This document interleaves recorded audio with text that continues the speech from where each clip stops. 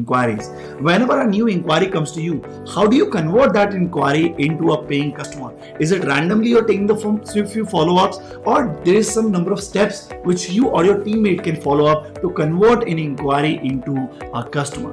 Now understand, any business can only be scaled when it start defining the processes, because once you define a process, then your employee can follow that process step by step and can achieve a target or can complete an activity. But without any process, the employee will be making so many mistakes that you will never be able to rely upon them, and you will always be micromanaging them, wasting your time and taking your company down the hill. So start defining the company policies like lead generation process, sales process, client onboarding process, vendor onboarding process, employee onboarding process, or purchase approval process. There can be as many processes as you can imagine.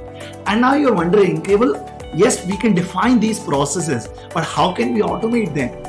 Well, understand, business automation process requires 3 steps: data collection, data management, and business reporting. Right? Now, data collection can be done using Google Forms.